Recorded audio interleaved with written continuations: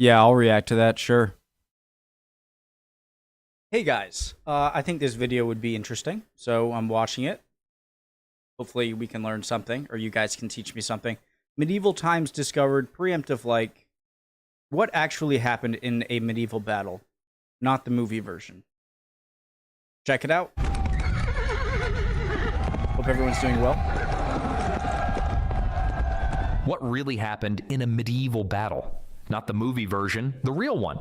No slow-motion sword fights, no perfect armor, no heroic music, just the truth as it was. If you've ever been curious about what it was actually like, it's time to find out. For starters, if you were an average soldier, you probably couldn't even hear the signal to attack. The guy with the horn? He was usually somewhere safe, far from the actual fighting. Smart move on his part.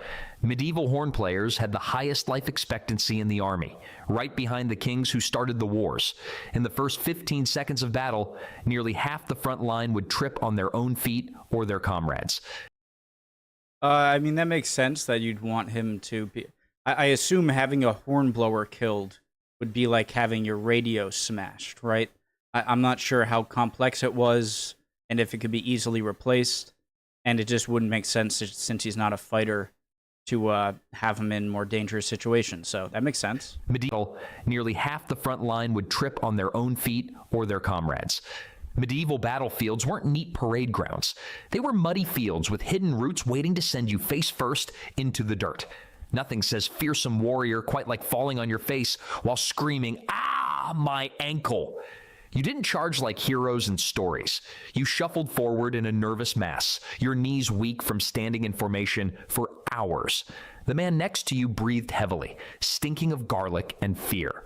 Medieval breath mints weren't a thing, which might explain why soldiers yelled so much.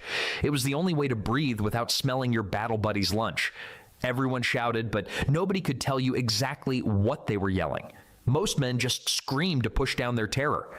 Studies show that in combat, about 70% of men make involuntary noises they don't even remember afterward. If you could translate most medieval battle cries, they'd probably come out to something like, "Mom! Help! I regret everything!" Then came the first hit. Someone slammed into your shield.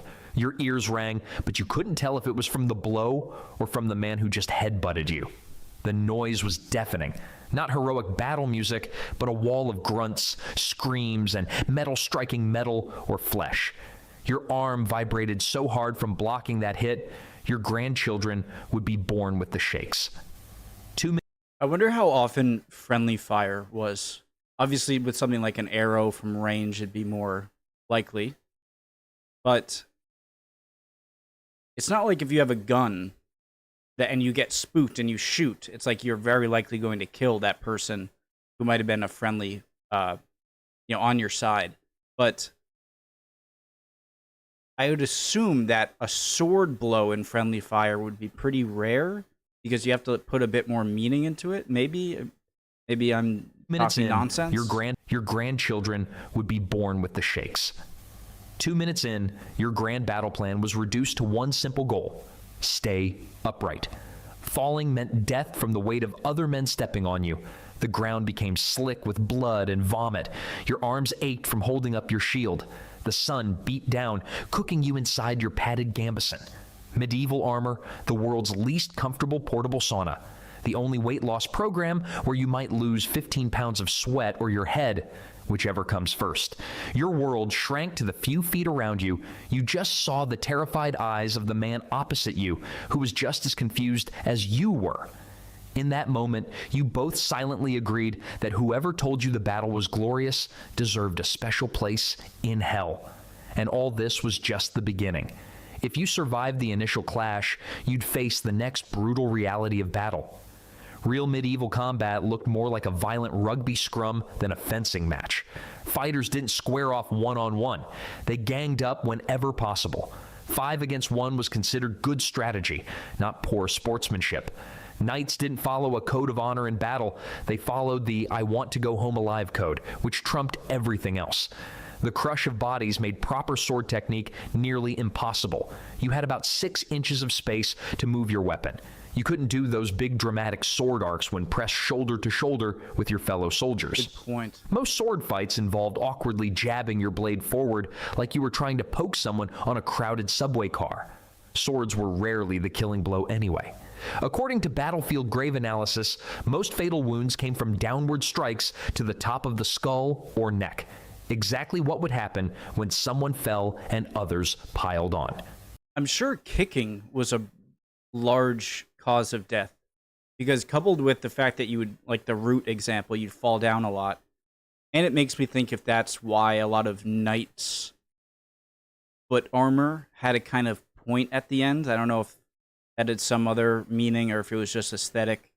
But if you see a guy you need to kill on the ground, a swift kick to the head with that pointy, that's going to do a lot of damage. Probably quicker and with less effort than a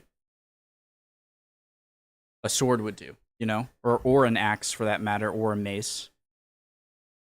And without, like you said, not much room to swing, and like you see an enemy on the ground still alive and just try and like kick him in the face or the head. This is getting more terrifying by the minute. Medieval battle strategy was less defeat your opponent fairly and more kick him when he's down, then kick him again, then maybe once more for luck. The pommel of your sword, that heavy metal knob at the end of the handle, often proved more useful than the blade. Sword experts call this half-swording or murder stroke technique, where you'd hold the blade and swing the handle like a hammer. This technique was called the murder stroke, which is probably the most honest name for any fighting move in history. He's actually has his sword the other way around, using that to swing. Helmets saved lives, but created new problems. They limited vision to a narrow slit and turned your head into a metal oven under the sun. After just 20 minutes of fighting, the temperature inside a medieval helmet could reach over 100 degrees. Many fighters died not from wounds, but from heat exhaustion. Medieval knights basically fought inside portable saunas while people tried to kill them, making them either the bravest or most foolish humans in history. If you fell during this chaos, you had about 2 seconds to get up. Not because of some rule, but because that's how long it took for boots to start trampling you or weapons to find gaps in your armor. Examination of medieval battle sites shows that many bodies were found face down in just inches of mud. Not dramatic deaths, just slow suffocation after falling. Wounds often came from unexpected angles. Your armor might stop a sword from the front, but what about the guy hitting you from behind or the side? A typical fighter received attacks from at least 3 different directions within any 1-minute period. Your head would spin trying to track all the threats, which is ironic since keeping your head from literally spinning off was the main goal. The crushing, trampling, and disorientation took more lives than straight-up combat skills. If by some miracle you survived this chaotic dog pile with all your limbs still attached, your next challenge would be dealing with whatever weapons came flying at you. The weapons of medieval battles weren't the gleaming masterpieces you see in museum displays. Most were rough tools designed for one purpose: breaking through whatever stood between you and your enemy's soft parts. Let's talk axes first. Battle axes weren't fancy. They were basically the same tool used for chopping wood, just modified to chop through shields, armor, and unfortunately, human bone. They had a major advantage. You didn't need much training to use one effectively. Swing hard, aim somewhat close to your target, and physics did the rest. The downside? Once your axe bit into something, be it a wooden shield or someone's ribcage, it often got stuck. Medieval battlefield findings show that many axe wielders died while trying to yank their weapon free. An axe getting stuck in your enemy was the medieval equivalent of your phone dying at 99% battery. Frustrating and potentially deadly. Spears were the most common weapon on medieval battlefields, with some armies using them for up to 70% of their forces. Why? They were cheap to make and required minimal training. A simple wooden shaft with a metal point could be mass-produced easily, even by smaller kingdoms with limited resources. The real benefit was reach. You could stab someone from 6 feet away while they were still trying to get close enough to hit you. The drawback was maneuverability. In tight formations, spears became more hazard than help. Battlefield records mention numerous accidents. I'm assuming a spear with a smaller sword or an axe or even a big dagger would be ideal. Spear injuries became more hazard than help. Battlefield records mention numerous accidental spear injuries to allies. Many medieval soldiers got poked more often by their friends' spears than by their enemies. A painful lesson in watching your back in the most literal sense. Maces solved a problem that swords couldn't: plate armor. As metal armor improved, slashing at it became useless. The solution? Stop cutting and start crushing. A mace was essentially a heavy metal ball on a stick designed to dent armor inward, breaking bones without needing to cut through metal. Simple, effective, and terrifying. Church records from the period show that many religious knights favored maces because they technically didn't shed blood and thus didn't violate religious restrictions. Medieval logic at its finest. I can't cut you open, but I can turn. Yeah, it's like finding a loophole in your own religion. Seems kind of, if you really believed in that religion, would you want to find a loophole? That seems a bit weird. Into pudding. God's totally fine with that. Swords get all the glory in stories, but they were actually the least common weapon on medieval battlefields. Why? They were expensive, really expensive. A good sword could cost as much as a small house. They required special steel, skilled craftsmen, and years of training to use effectively. Only nobles and professional soldiers typically carried them, and contrary to movie magic, swords broke frequently. Analysis of battlefield swords shows that many had been repaired multiple times before their final use. Nothing ruins your heroic moment quite like your fancy sword snapping in half on the first swing, leaving you holding what amounts to a very expensive metal stick. Then there were the improvised weapons, the desperate solutions of peasant armies and last resort fighters. Farm tools repurposed for war were remarkably common. Flails, grain threshing tools, pitchforks, and even sharpened shovels appeared regularly on medieval battlefields. Like a pitchfork I would be afraid to go up against a pitchfork. Just because you have four things coming at you, different spikes are separated. I mean, I'd feel like a fish getting spearfish. Records from several major battles indicate up to 20% of common soldiers fought with modified farming equipment. These makeshift weapons often proved surprisingly effective, mainly because no one expected to be defeated by a gardening tool. Death by shovel wasn't glorious, but it was just as final as death by sword, and considerably more embarrassing to explain in the afterlife. The craftsmanship of weapons varied wildly too. While kings and nobles wielded masterfully crafted pieces, most ordinary soldiers used mass-produced arms of questionable quality. Rust, loose handles, and improperly tempered metal were common problems. Many weapons failed during use, leaving their owners scrambling for alternatives. As these crude weapons found their targets, medieval fighters quickly learned that armor didn't make them invincible, just slower when trying to escape. And the wounds these brutal tools left behind? They opened the door to a whole new level of battlefield horror. All those weapons we just talked about, they weren't designed to look cool. They were designed to tear through human bodies. And tear, they did. Armor helped, but not as much as you'd think. Chainmail could stop a slashing sword once, maybe twice. But a direct hit from an axe or mace? That mail would fold right into your flesh, turning your protection into part of the wound. Records from battlefield surgeons indicate that about 40% of armored knight casualties had shattered bones despite their armor being intact. Armor was basically medieval bubble wrap. It could handle the first drop, but anything after that was just making crunchy noises as you broke. A hit to the shoulder might take the whole arm with it. Medieval weapons didn't make clean cuts. They tore, shredded, and mangled. Most fighters who lost limbs in battle didn't die from the injury itself, but from blood loss or the infection that followed. Blood loss happened far faster than in movies where heroes fight on despite multiple wounds. The human body contains roughly 10 pints of blood, and losing just 2 can cause unconsciousness. Records suggest that many soldiers bled out in under 5 minutes after major wounds. Sometimes you didn't even know you were hit until your vision blurred and your knees gave out. Internal injuries from blunt weapons were actually worse than cuts. Nothing to stitch up, just pain and panic. A solid mace hit might not break the skin, but could rupture organs, crack ribs, or cause brain bleeding. Medieval doctors had a technical term for these hidden injuries: the "oh no, he was fine a minute ago" syndrome. Not every wound was dramatic. Teeth flew out when helmets took hits. Eyes got gouged by splinters from broken shields. Small wounds that today would need just a few stitches became life-threatening due to infection. Records from monastery hospitals show that for every soldier who died in battle, 3 more died afterward from wound infections.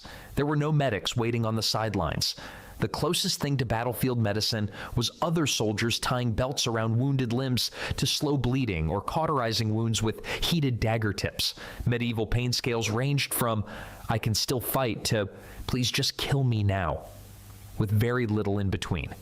Field hospitals, when they Also, if you're on a campaign pretty far away from home, and even if you do, like, you get a leg broken and it doesn't kill you, or you get a limb chopped off and it doesn't kill you, I mean, what are you gonna do then?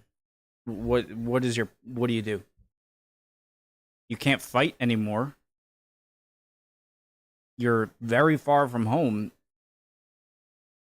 and you're surrounded by a bunch of guys that their first priority isn't exactly to look after you.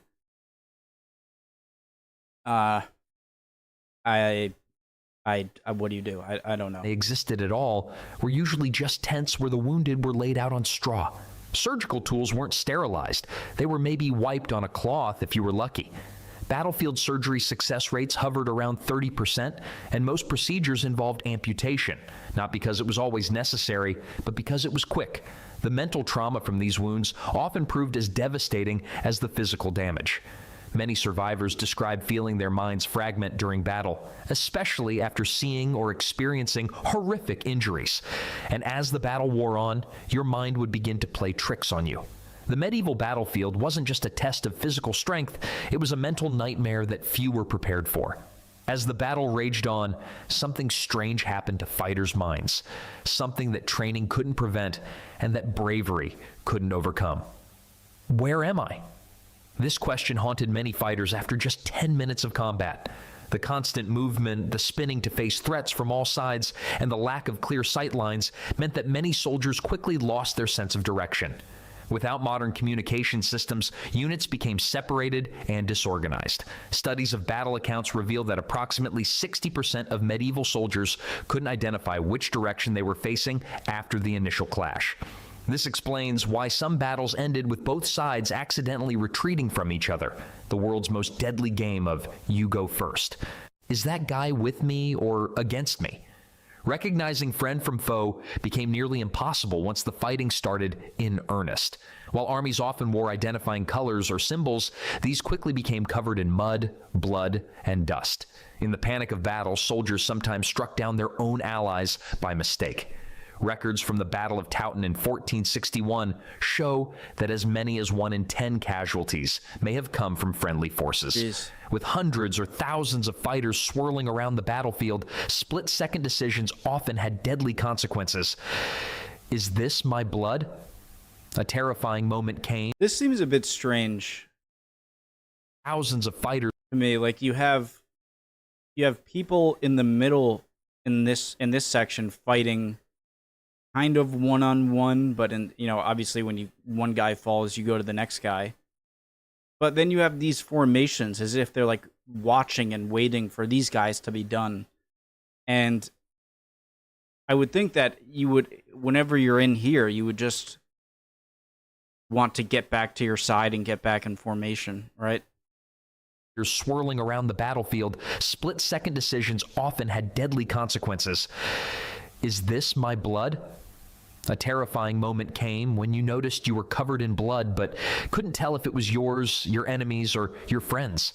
Blood splatter from nearby kills could cover you head to toe, making it impossible to know if you were wounded without taking time to check. Time you didn't have when someone was trying to bash your head in. Many fighters described the surreal experience of being drenched in blood yet unharmed, while others didn't notice serious wounds until they felt lightheaded from blood loss. Do I swing now? Or just keep ducking? Combat decisions became almost automatic as the battle wore on. The conscious mind couldn't process information quickly enough to make thoughtful choices. Instead, fighters relied on muscle memory and instinct. Training exercises drilled into soldiers over and over again would take over. Like a dance routine your body remembers even when your mind goes blank. Those who survived battles often reported having no memory of specific actions they took. Their bodies fought while their minds went elsewhere. It's like when you drive home and suddenly realize you don't remember the last 10 minutes of the trip. Yeah. That's a good analogy. Except and it's like, how did I just drive? I didn't, like, my mind was, it's like you went on autopilot. Instead of missing a turn, you might have stabbed 7 people.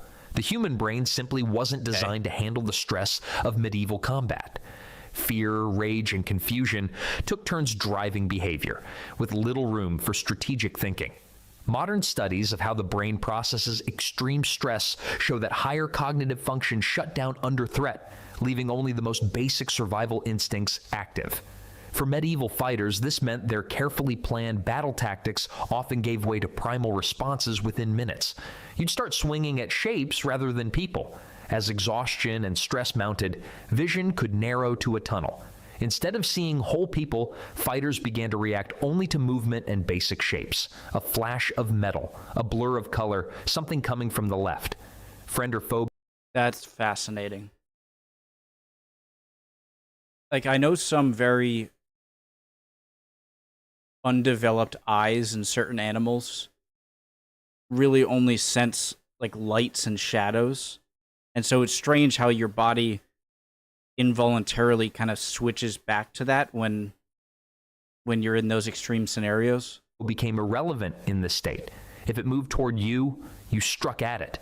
Records from medieval battle survivors consistently mention this odd detachment. Yeah, because what are you going to do? Like, oh, wait, is that my own guy? Is it the enemy? Because when you're questioning that, he's there and then he kills you. Same thing with I'm sure as the battle goes on and you see someone like they're back to you and you don't know if it's a friend or foe, but if it's a foe, that's an easy kill. If it's a friend, then you want to call out. And so do you call out and then if it's a foe, allow them to look at you, and now they have a chance to fight you, where you otherwise would have just killed them instantly? They had to have had some kinds of markings, right?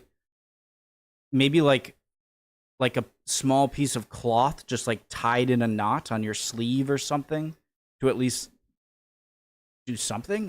Where other humans stopped looking like humans and became just threats or obstacles.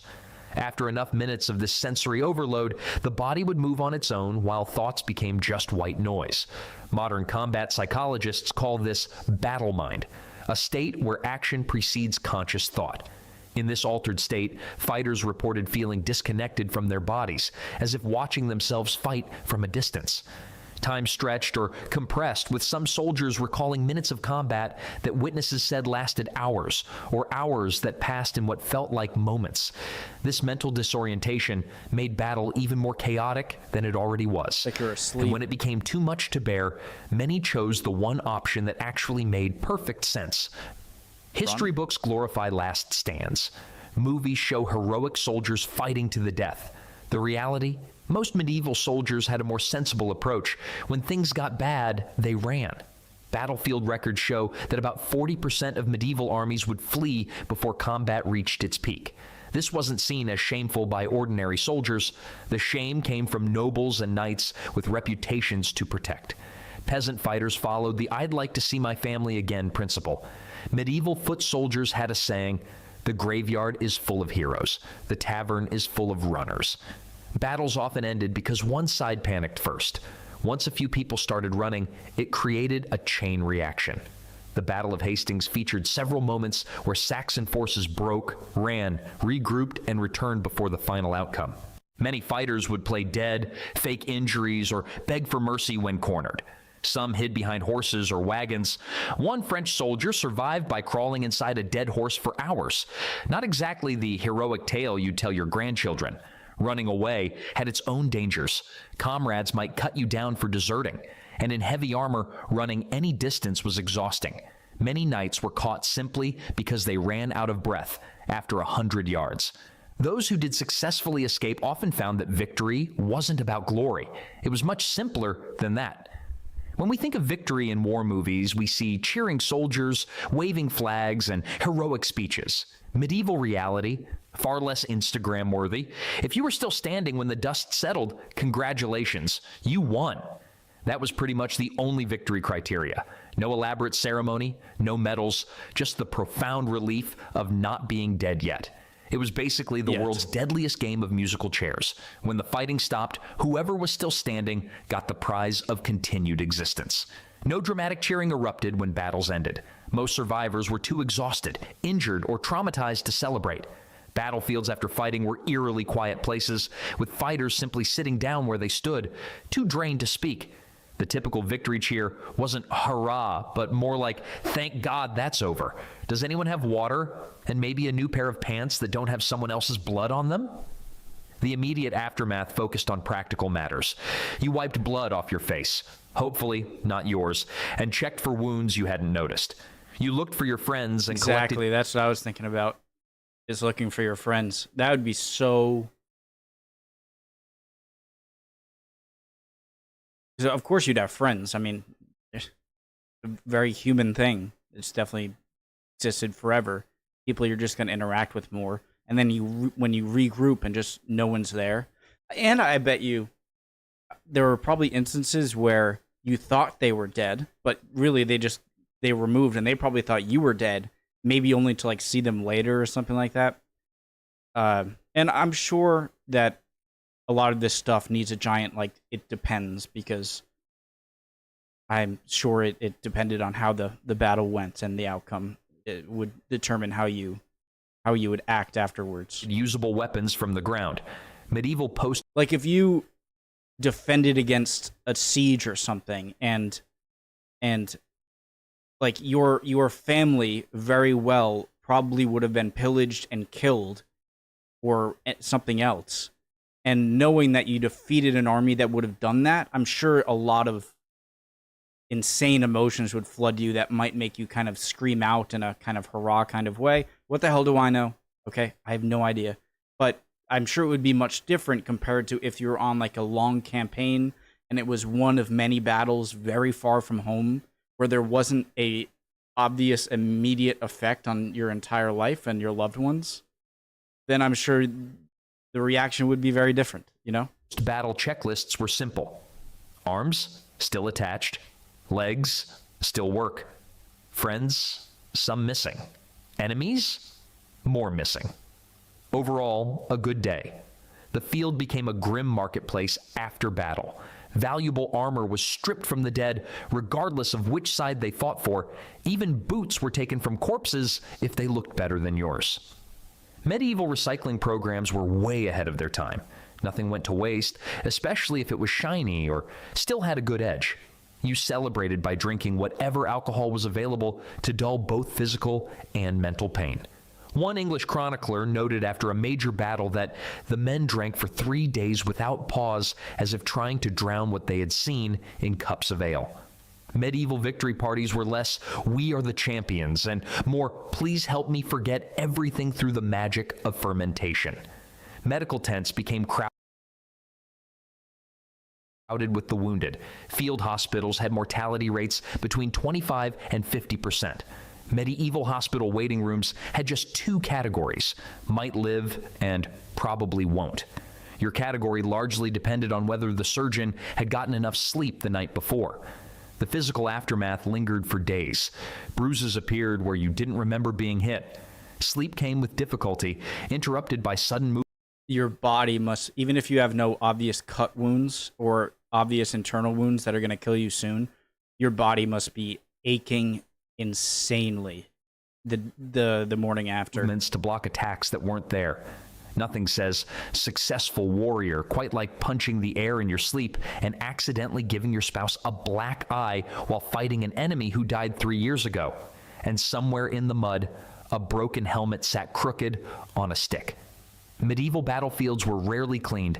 They simply grew over, with occasional bits of metal working their way to the surface centuries later. What movies call victory was really just the beginning of a different kind of struggle. One fought not against enemies, but against pain, loss, and the knowledge of what humans could do to each other when ordered to fight. Great video, fantastic. I loved it. Medieval times discovered. I think it's very difficult to imagine the pleasures and pains, especially the pleasures. I think it's very difficult to imagine the pleasures of a time so far in the past because it's really hard for us to forget. Like imagine living in medieval times, right? And then it's like we think, oh, you don't have the internet.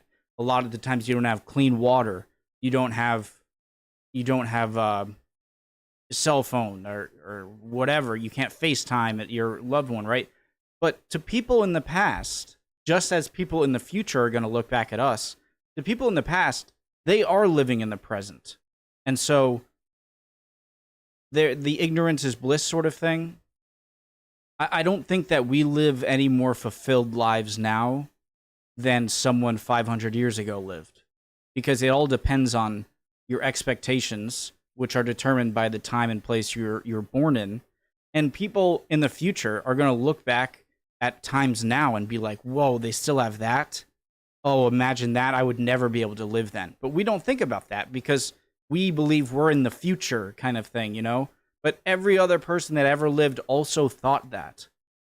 And so I think it might cause us to look even more dreary on what would happen after the dust settled and you survived. I think I'm basically projecting here because this is what I think too. And it's like, what else do you have to live for? And all right, great, you survived, but now you have to go on a march again and go back to your dirty village with a lot of your people might be dead. But I think all of this is based on expectation, and so I think maybe the glee.